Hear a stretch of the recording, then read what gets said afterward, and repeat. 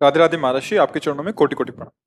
गुरुजी, मैं अपने जीवन के हर क्षेत्र से असफल रही हूँ, फिर चाहे वो व्यापार हो या संतान प्राप्ति। क्या मैं ये समझ लूं कि मेरे पाप कर्म नष्ट हो रहे हैं? कृपया मुझे मार्गदर्शन। हाँ, देखो, पूर्व के पुण्य और पाप दो कर्मों से मिश्रित शरीर बनता है और ये पहले निश्चित हो चुका है किस अवस्था में आपको कौन सा दुख मिलेगा, कौन सा सुख मिलेगा। अगर आपके भाग्य में संतान योग नहीं है तो आप कुछ भी उपाय कर लो, आप कुछ भी कर लो, सफलता नहीं प्राप्त हो सकती है। संतान योग है तो बिना प्रयास के उसका लाभ मिल जाता है। ऐसे ही यदि आपके पाप प्रबल हैं तो आप कुछ भी पुरुषार्थ धन प्राप्ति के लिए करो, वहां आपको हर बार हार सहनी पड़ेगी, हर बार असफलता सहनी पड़ेगी आपको।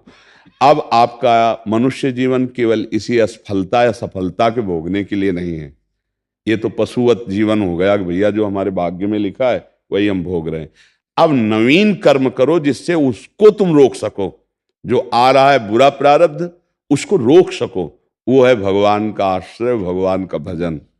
अगर भगवान का आश्रय नहीं है और भजन नहीं है, नाम जप नहीं, मंत्र जप नहीं, तो इन चुट्ट पुट्ट छोटे कर्मों में इतनी ताकत नहीं कि तुम्हारे प्रारब्ध को विध्वंस कर दे या तुम्हारी असफलता को सफलता में बदल दे। वो भजन से ही होता है। मनमानी आचरण करें और हम भगवान से विमुख होकर सफलता चाहें तो हमें लगता है कि ब्रह्मा में भी इतनी सामर्थ्य नहीं कि वो हमें सफल बना सके। भगवान के आश्रित हो जाओ, नाम जप करो, वो है कर तुम अकर तुम अन्यथा कर तुम सर्व समर्थ ईश्वर। जैसे हम कई बार बताया है कि मुकदमा में हम हार जाएं और हमको फांसी की सजा मिले, जज दे दे। अब एक ही उपाय है, राष्ट्रपति क्षमा कर दे तो सारा वकील और जज का जो सब निर्णय है वो धरा रह जाएगा। एकमात्र केवल उपाय कि राष्ट्रपति हमारी क्षमा याचना स्वीकार कर ले और वो क्षमा कर दे। ऐसे ही हमारे शुभ और अशुभ कर्म, कानून पक्का है हमारे भगवान का, वहां कोई घूस नहीं चलती और वहां किसी भी प्रकार का धोखा नहीं होता कि भाई गलत साबूत पेश करने के कारण निर्दोष को दंड दे दिया है। वहां किसी की गवाही की जरूरत नहीं है।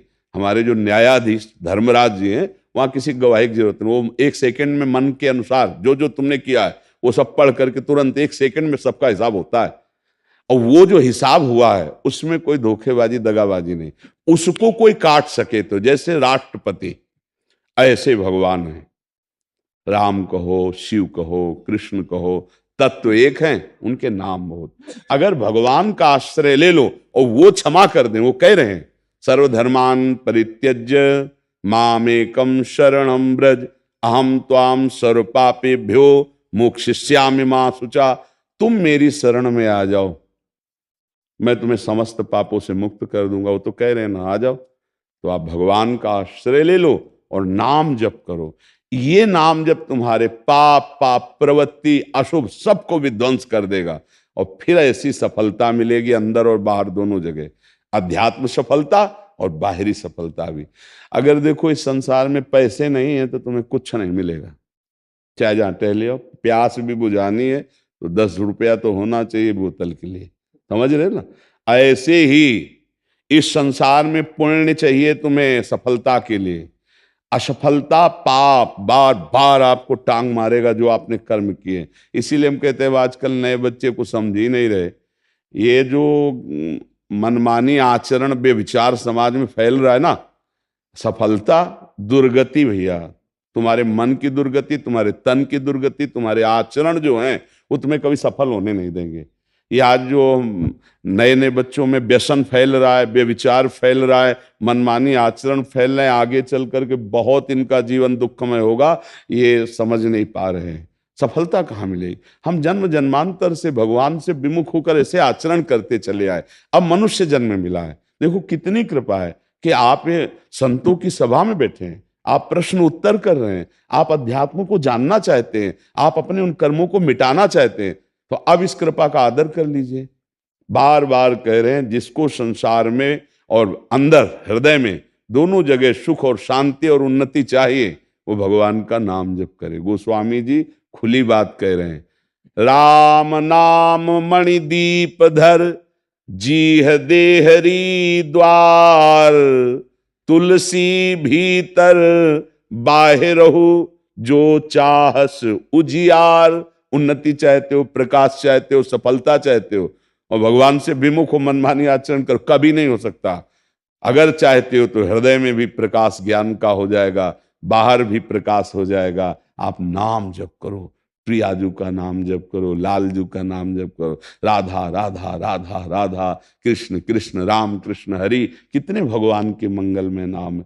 हमारी तो शास्त्र सम्मत बात है, नाम जप नहीं करोगे तुम्हें कोई नहीं बचा सकता, क्योंकि तुम्हारे कर्म ऐसे हुए हैं और आगे होते रहेंगे।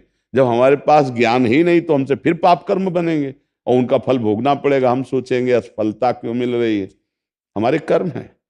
हमको अब अपने कर्म सुधारने पड़ेंगे और मिटारने पड़ेंगे। मिटारने की सामर्थ्य सिर्फ भगवान में है, भगवान के नाम में है। ये सामर्थ्य ब्रह्मा जी को नहीं। ब्रह्मा जी रच सकते हैं, मिटार नहीं सकते हैं। उस भावी को मिटारने के लिए भगवान का नाम, भगवान का आश्रय। इसलिए सबसे प्रार्थना है, ये मांस मदिरा नशा व्यभिचार, ये गंदी गंदी बातें सोचना, गंदी गंदी बातें मोबाइलों में देखना, ये तुम्हारा सर्वनाश कर देंगे। तुम्हें समझ में नहीं आ रहा, तुम्हारी आंतरिक स्थिति की धज्जियां उड़ जाएंगी, ऐसे आचरण बनेंगे, आप डिप्रेशन में पहुंच जाएंगे। आपका मन ही आपको दंड दिला देगा। कितने ऐसे बच्चे नए नए आए जिनको देख करके तरस लगता है कि अगर इनको सही शिक्षा मिलती तो इनका जीवन सफल हो जाता। वो बार बार यही कह रहे हैं, मैं अब शरीर को नष्ट करना चाहता हूं। क्यों? आचरण बिगड़ गए। सबसे बड़ी सफलता है चरित्र पावन होना। इसे कोई देख रहा है? हमारे समाज को देख रहा है? ऐसा अपने जीवन को देख रहा है? आज हमारा चरित्रहीनता पे पूरे कदम उठते चले जा रहे हैं।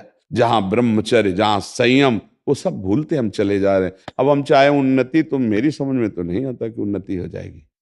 मन तुम्हारा तुम्हें दंड देने लगेगा, मन जलाने लगेगा। तो इसलिए हमारी प्रार्थना है, सबसे प्रार्थना है, ये गंदे आहार, गंदा आचरण छोड़िए, भगवान का आश्रय लीजिए, पवित्र आहार कीजिए, और राष्ट्र सेवा, समाज सेवा, ये सब भगवान की सेवा के अंतर्गत आता है।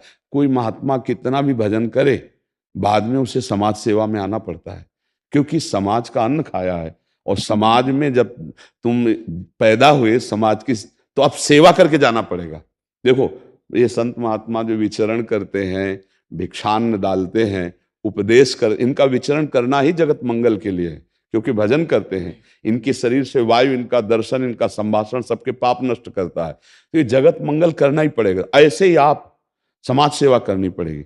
देखो कैसी बुद्धि खराब होती चली जा रही समाज की। बड़े बूढ़ों का आदर खत्म हो गया, पैसा बढ़ा, बड़े बूढ़ों को घर से निकाल दिया या अनाथालय भेज दिया। अरे भाई, इस समय उनकी सेवा की जरूरत है, उनकी सेवा कर लो तो भगवान प्रसन्न हो जाएंगे। तो बड़ा समय विपरीत होता चला है। तो इसलिए हमें लगता है सब सतमार्ग के अनुसार चलो, अध्यात्म के अनुसार चलो, तो हृदय भी शांत हो जाएगा और बाहर भी सफलता मिलने लगेगी। सच्ची मालूम, आप लोग समझते होंगे कि संतों को मेहनत नहीं पड़ती। हमें लगता है जो संतों को मेहनत पड़ती है वो मेहनत किसी को नहीं पड़ती, क्योंकि उसी मार्ग से चले। भैया, जब काम सताता है ना, मन में क्रोध आता है ना, लोभ आता है, मोह आता है, तो देखो तुम्हारी हालत क्या होती है। और वो उससे युद्ध करके परास्त करके वो बैठा है शांत ऐसे, उस जलन को सहा है। तभी तो महात्मा कहा गया है। क्या आप नहीं सह सकते? एक पत्नी व्रत रख के, एक धर्म में, एक सीमा में रहकर पवित्र आचरण करते हुए नाम, अभी सुखी हो जाओगे। अभी आपको आनंद का अनुभव करो। इधर उधर गंदी बातें, गंदा चिंतन, तो हमें लगता है सफलता कैसे मिल सकती है। अगर सफलता मिलेगी भी तो आगे परिणाम में असफलता आ जाएगी। आप देख लेना, चाहे जिस पद में हो, चाहे जिस वैभव में हो, हमारा शब्द याद कर लो। यदि अधर्म से चलोगे, अधर्म आचरण करोगे, तो तुम्हारा आखिरी परिणाम जो होगा वो बहुत दुखद होगा, वो खुद देख लेना। इसलिए सबसे प्रार्थना है, गंदे आचरण छोड़ो, गंदा नशा छोड़ो, भगवान के आश्रित। तुम्हारा मानव जीवन है, तुम कोई पशु थोड़ी हो। मनमानी आचरण नहीं। और हम केवल सुख दुख भोगने नहीं आए, हम परमानंद भगवत प्राप्ति करने आए हैं। मानव जीवन मिला है साधन धाम मोक्ष कर द्वारा, पाई न जे परलोक समारा। चाहे स्त्री हो चाहे पुरुष, आचरण शुद्ध करो, खान पान शुद्ध करो, भगवान का नाम जप करो और अपने कर्तव्य का पालन करो। देखो भगवत प्राप्ति भी हो जाएगी और आनंद भी हो जाएगा। अगर ऐसे चलोगे तो फिर आप जैसा भगवान प्रेरित करे। हमें तो लगता है हमारे समाज को अध्यात्म की अत्यंत आवश्यकता इस समय है। अगर अध्यात्म नहीं समझ पाएंगे तो बहुत हानि हो जाएगी, बहुत हानि